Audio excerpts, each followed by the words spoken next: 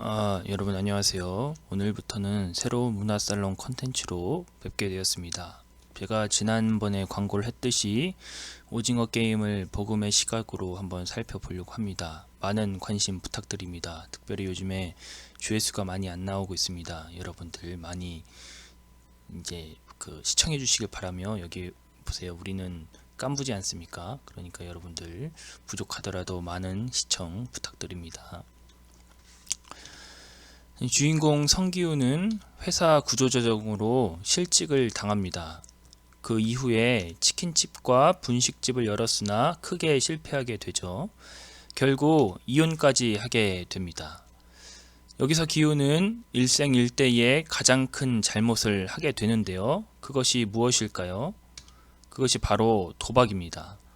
일확천금을 노리는 기훈은 안타깝게 경마 도박에 빠지게 됩니다.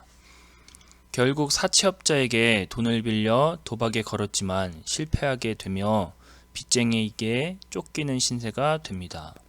빚은 약 4억 원 정도가 되는데요. 그럼에도 기훈은 정신을 못 차립니다. 딸의 생일 선물을 사라고 받은 돈과 어머니 카드에서 훔친 돈 50만 원으로 또 경마 도박을 하게 됩니다. 하지만 그날은 운이 좋았는데요. 도박에서 456만 원을 따게 됩니다. 하지만 안타깝게 이후 소매치기 새벽을 만나 딴 돈 전부를 도난당하게 됩니다. 엎친 데 덮친 격으로 사채업자가 찾아와서 화장실에서 신체 포기 각서도 쓰게 되는 것이죠. 이러한 절망적인 상황 때문에 기훈은 목숨 걸고 하는 오징어 게임에 참가하게 되는 것입니다.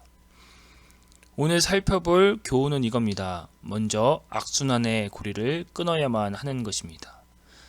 극중 기훈은 세상을 원망하고 욕합니다. 잘 살고 있던 나에게 구조조정이라는 청청병력을 만나 지금 이 지경이 되었다 생각합니다. 그리고 어떻게 살아보려고 했던 몸부림 역시 이 사업도 실패로 끝나자 절망을 하게 되는 것입니다. 지금 기훈이 불만인 이 시점은 여기 구조조정이라는 이 시점입니다. 요것 때문에 이 악순환이 살펴되었고 결국 자신의 삶이 망가졌다고 생각하는데요. 그런데 과연 그럴까요? 기훈이 망가지게 된 건 구조조정과 사업 실패가 아닙니다. 그가 망가지게 된 건 경마 도박에 빠졌기 때문입니다. 일확천금을 노리려고 했던 그의 마음이 도박에 빠지게 했고 사채까지 끌어당겼었죠. 딸의 생일임에도 정신을 못 차리고 도박장에 가게 되는 것입니다. 환경은 나보다 더 큰 존재입니다. 회사 구조조정으로 잘릴 수 있습니다. 이후 여러 가지 사업을 했지만 실패했을 수도 있습니다. 문제는 잘리거나 실패가 아닙니다. 이 인생의 광풍 앞에서 기훈이 붙잡아야 했던 것은 무엇입니까?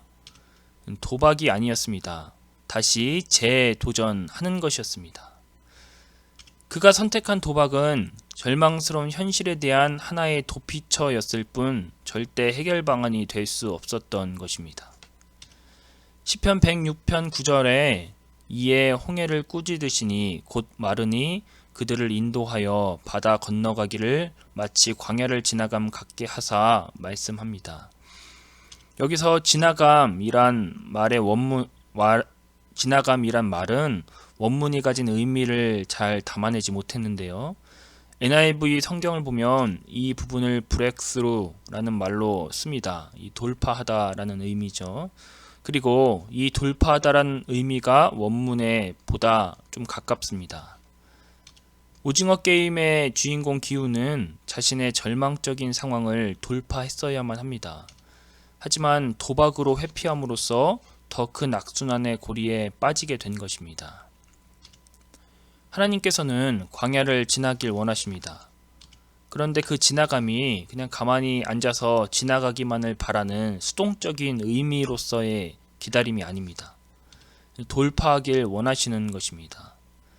어려움과 고난을 잊고자 술이나 쾌락에 의지하게 되면 기훈처럼 악순환의 고리에 빠지게 되는 것입니다.